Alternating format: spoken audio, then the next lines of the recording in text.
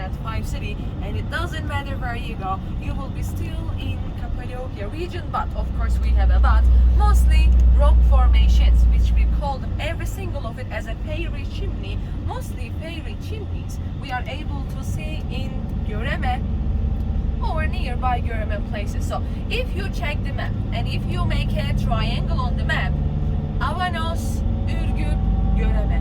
This triangle, Avanos, Ürgüp, Göreme, we can call heart of Cappadocia, and mostly rock formations we are able to see in heart of Cappadocia here.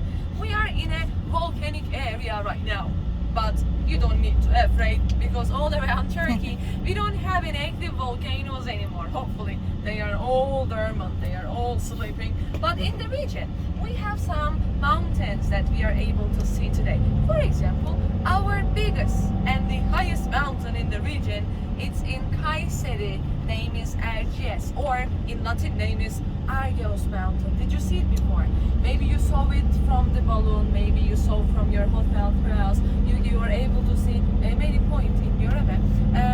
Our highest mountain in the region, almost 4,000 meters high. It's 3,917 in Wikipedia 60, but let's say almost 4,000 meters high. And our other two mountains are in Aksaray. Names are Hasan and Melendez mountains. But we just learned that these three mountains still so young in geology time. It means we had bigger and older mountains than that tree. But because of the eruptions, even mountains erupted. Unfortunately, today we cannot see. But we can imagine 10 million years ago, it's a long, long time ago, Cappadocia region was an inland sea, like a lake full of water. How we know, how we sure? Sometimes our guests, they find seashells in their rooms inside the caves, and they ask, what does it mean seashell in Cappadocia? The nearest sea almost 300 kilometers away. It because here was covered by water before in the past. And this region, this inland sea, surrounded by volcanoes, smaller, bigger region surrounded by hundreds of volcanoes. And after this volcano started to erupt, that inland sea filled with lavas and hot volcanic ashes. But of course, mountains erupted at a different time in the past. It means lavas and volcanic ashes cooled and solidified at the different times. That's why whenever we look rock formations, whenever we look mountains around us, we are going to see different colors, like reddish, yellowish. It means we are going to see different layers, different materials. It's because mountains erupted at a different time in the past with the different temperatures. That's why we have colorful layers and different materials. More or less, we have two materials from the volcano. First one, we call it tufa or tufa. It's a volcanic ash, very soft and super easy to carve. Even in a day, Claudia, you can carve a room for yourself. It's much easy to carve it. All the rocks we have seen till here was tufa material, soft one. But just opposite of tufa, we have another layer. We call it basalt layer or basalt stone, andesite, strong one, andesite, no? Very strong and super hard to carve. Have you ever seen any rock formation with a cap? Like a mushroom-shaped rock formations? Maybe you saw it from advertisements on internet. If you have seen, we can say body of these rock formations are tufa material, volcanic ash, easy to carve. But the cap of it, the head of it is basalt layer.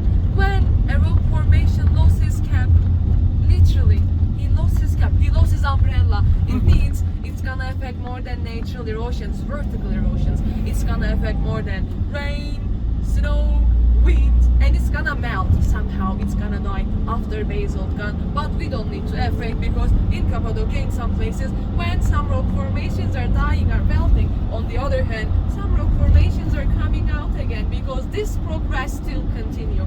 Natural erosion still continue. And now please imagine, mountains erupted, lavas came, cooled and solidified, then again erupted, thousands times erupted. After this old volcanic eruptions, Cappadocia region was a flat area with full of lavas and volcanic ashes, layer by layer.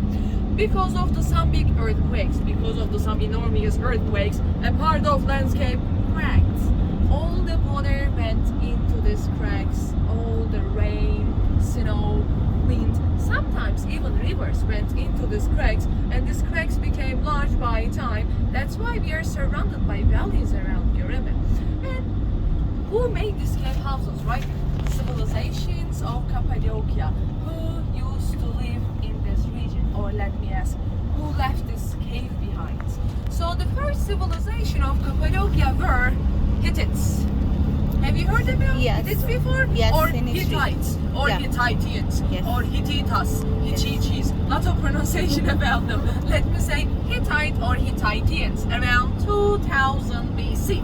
Almost 4,000 years ago, around 2000 BC, they settled down in Avanos near to Red River.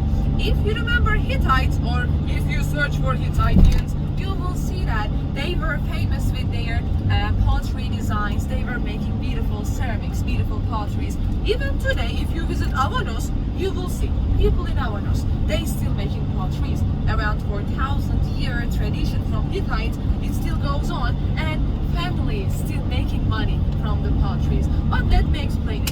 When the Hittites arrived to Cappadocia, when they came here, was the region empty, was it? It was not empty, of course. Even before that Hittites, even before that 2000 BC, there were many local tribes who already used to live in Cappadocia, like Luvians or Hattis, Hunis. But from these tribes, we don't have written information. Let me say, written history of Cappadocia started with Hittites. That's why officially we accept them. They were the first civilization of Cappadocia. Not only first civilization of Cappadocia, but also they were one of the biggest civilization of whole Anatolia, entire Anatolia region around 2000 BC. By the way, have you heard Anatolia before? Yeah, the old name. Where is Anatolia? The old name. The old name of Turkey, right? Turkey, just a new name for this land. After 1923, after Turkey Republic was founded by Mustafa Kemal Atatürk, we started to call this land as Turkey. But before 1923, please remember the Turkey's map. Except the Istanbul's European part, rest of the country, Asian part of Turkey, we used to call Anatolia or Anatoly, and it means in Greek language, very sun rising, Anatolia. In Turkish, we say Anadolu, but in Turkish, it has a different meaning. It has a beautiful meaning too. Anadolu, it means mother's land. But originally from Greeks, Anatolia, and it means very sun rising, and the Hittites were the first civilization of entire Anatolia around 2000 BC. By the way, have you seen the news? We have changed our country name again. It's not Turkey actually anymore. Turkey. Turkey. So dear people, I'm not kidding, I mean it. To stop misunderstanding, animal Turkey and the country Turkey, we have changed our country name to Turkey. So after 2022, in some Olympic Games, in some international events, you're not gonna see, you're not gonna hear Turkey anymore. It will be Turkey. In Turkish, in our language, we don't call our country as Turkey, we say Turkey. And after this year, we are going to use our native name for our country, Turkey. But I understand it will take some time to get used to it for all of us, because still I keep saying Turkey, but the correct one is Turkey. Yeah. If we go back Hittites, you may remember Hittites because they made the first written peace treaty of history. They made the first written peace pact of history. Name is Kadesh or Kadesh. Around 1200 BC, Egyptians and Hittitians, they were fighting in Syria. They were fighting for Syria land actually, but they couldn't defeat each other. Both sides lost many soldiers, and they decided to make a peace. It was not only the verbal, to make it more official, they wanted to sign, they wanted to write something, and they made the first written peace treaty of history. Name is Kadesh, in Akkadian language from Mesopotamia. And still, we are able to see two copies of this Kadesh peace treaty. First copy copy from Hittite, this one. It's in Istanbul Archaeology Museum. If you want, you can visit, you can see it. And the second copy in Egypt on Karnak's temple wall. But, dear people, these two copies actually say two different things. In Istanbul, Hittites say, we won the war. But in Egypt, Egyptians say, no, we won the war. I am supporting, of course, Turkey. Hittites, right? Yeah. They were from Anatolia like me, same homeland, Avanos. After Hittites, around 700 BC, another Anatolian civilization took the control in Anatolia in Cappadocia. They came western part of Turkey from Europe side, and their names were Phrygians or Phrygians. They built their capital city near to Ankara called Gordion city. But also, you may remember Phrygians with their very famous king, right? Name is King Midas or King Midas. And there is a saying in English, like Midas touch. Midas is Galician. Midas. Phrygian. Galician. Sorry? Galician. No. Different. Galician emperor. Son of Gordion. Midas. I He's remember son that of, as a Galician. son of Gordius, name of his father. Midas. But in the history there are many Midas and Yes, there are a Gordius. lot of Midas. What you call? Yeah. This one from Gordion city, nearby Ankara. So here That people, was Galician. there was a king from Phrygians. His name was Midas. In Turkish we say Midas. And he loved money. Who doesn't? He loved more than us. And he prayed his God. He said, my dear God, I want to be very rich man. Please make me a rich king. And God accepted his request. And he said, okay Midas, whatever you touch, whenever you touch, it will become gold. And you will be a rich man. And King Midas was so happy because whatever he touched, it turned into a gold. But after time, he was hungry. He touched the bread, bread became gold. He touched an apple, apple became gold. Even he touched his daughter, she became gold. And King Midas was so regretful. He regretted and he prayed to God again. He said, my dear God, I didn't want to have that much money, that much gold. Please make me a normal human, simple king again. And God said, there's a river in Manisa, name is Sardes, near to Izmir. Go this river and wash yourself, you will be a normal human again. And after King Midas washed himself in the Sardes river, all the metal pieces on him, all the gold pieces on him went into the river and he became a normal man again. But of course, this is a myth, right? This It's a myth. Legend about King Midas, but he was real, he existed. And according to this myth, if you visit this river in Manisa, Sardes, still you might see some metal and gold pieces bottom of the river, according to them. If you want, instead of doing green tour, you can try to Diving. Manisa. Diving. So look for some gold pieces for us, so we can make our own jewelry. Think about it, ladies, especially. No, not at all. There's another myth about King Midas. There was a music competition at that time, and Midas, he was jury in this music competition, and God Apollo, Greek God Apollo, a god of lights, god of sun, let me say god of art, Apollo, he wanted to join in this music competition, a human being.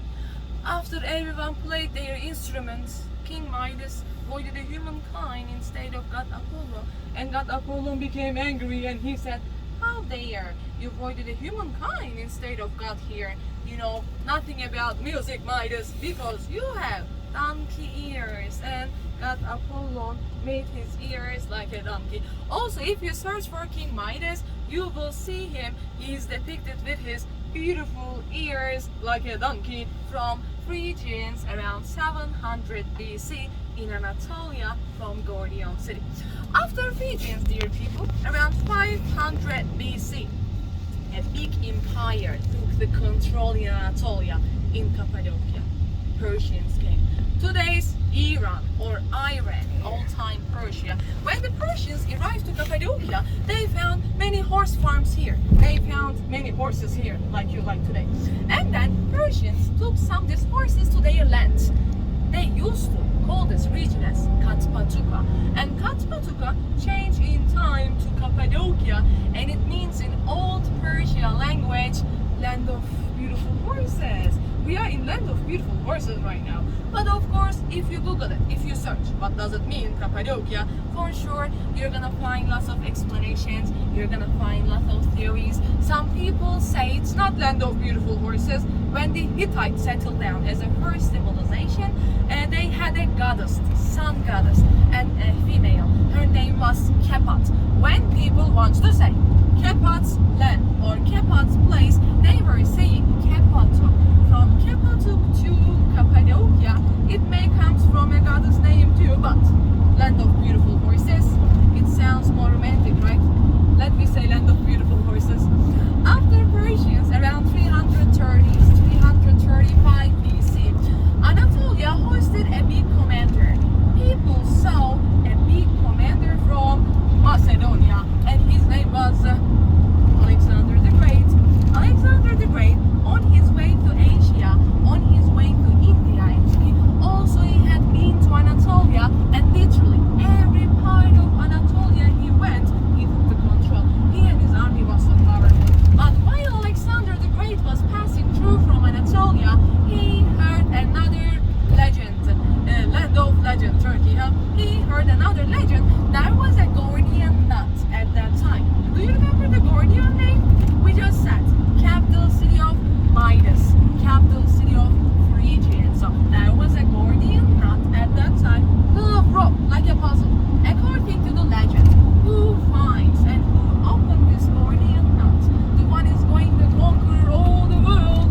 But on old Asia at that time. But Alexander the Great heard the story and he looked for this Gordian knot and he found it. He found it near to Ankara in Gordian city. He tried to open it with his hand several times. Did he manage? He couldn't open it with his hand, and he got his sword and he cut the Gordian knot with his sword. He opened it, but he cheated actually.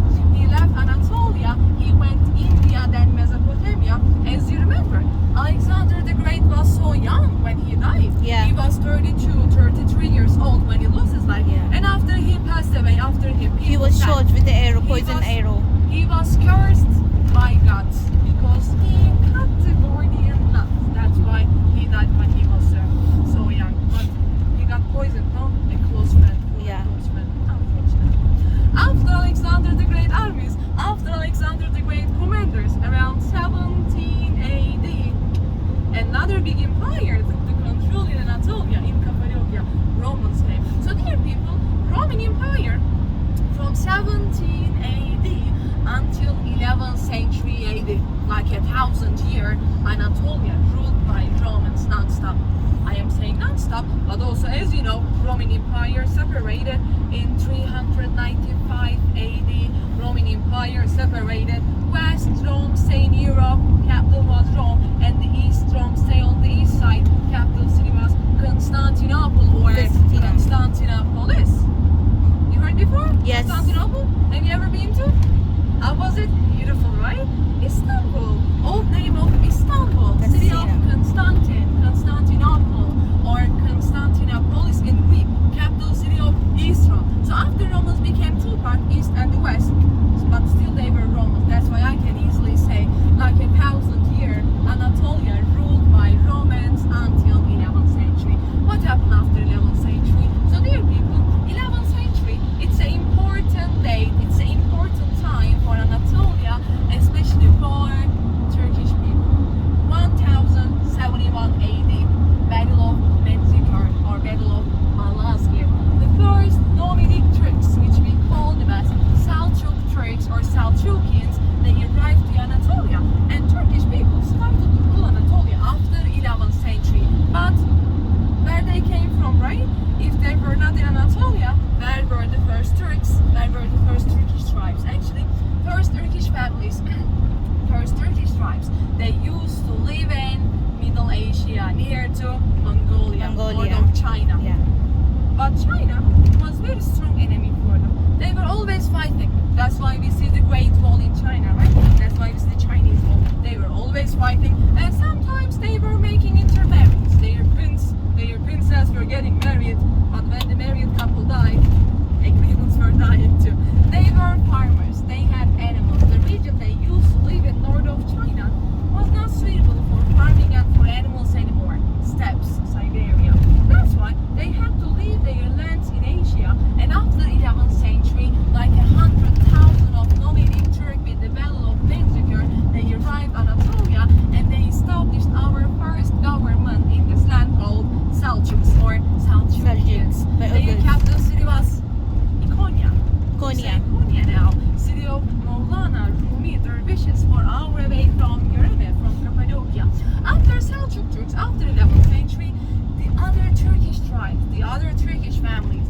opportunity in Anatolia, no, for a season. A good land for farming, for agriculture, a good location. They saw the opportunity in Anatolia, and all the Turkish people after 11th century, they moved Anatolia at a different time. Let's say they came at a different time, they got different names, they got different leaders, they were living separately from each other, but all of them were Turkish tribes from Asia. Around 14th century, Seljuk government collapsed because of the Mongolian attacks. They couldn't survive anymore, and Seljuk government collapsed. But when it collapsed, Anatolia already became a Turkish land. In 1299 AD, in 1299 AD, also around 14th century, one of this Turkish tribe became stronger than others. August. They were from Kaya tribe, and their names were Osman oğulları, but in English we know them as Ottomans or Ottomans. Ottomans in 1299 AD, also they found their small government near to Bursa as a first capital, Iznik, Bilecik. These are the cities nearby Istanbul, and then they took the control of other Turkish tribes. Other Turkish tribes joined them willingly, while Ottomans took the control by fight, and they became a government until 1453. After Conqueror Sultan Mehmet or Fatih Sultan Mehmet took the control of Constantinople, of Istanbul, Ottomans from government, they became an empire, and as you remember, Ottoman Empire used to rule half of Europe till the end, north of Africa till Morocco, but not Morocco, a part of Middle East till Jerusalem. Ottoman Empire used to rule until 1950s. World War One. Empire lost a lot of power, they lost a lot of money. Let's say they couldn't catch the technology at that time, and also Ottoman Empire collapsed, unfortunately. After Ottoman Empire collapsed, Turkish armies, Turkish people, we had our independence war from 1919 till 1922. After the victory of Turkish armies, our great leader Mustafa Kemal Atatürk, his surname, it means father of Turks, he established Turkey Republic in 1923. And since 1923, Turkey is a republic country, and Turkey is a secular country. What does it mean, secular? Secular means religious rules and the government rules working separately. It means we don't have any official religion in Turkey. If you want, you can believe anything you want to believe, but if you don't want to, you don't have to, because it's a free and a secular country. That's why, dear guests, when you are in Turkey, in our streets, you will see some ladies with hijab, some ladies without hijab. You will see some people drinks alcohol, but some people doesn't drink alcohol. Because it's a free and a secular country, you will see this kind of videos in our streets. Even though I'm saying it's a free country, population of Turkey right now, 90%, 95% of population believe in Islam. And what Atatürk did, what he changed? Let me explain briefly, then we will talk about underground cities.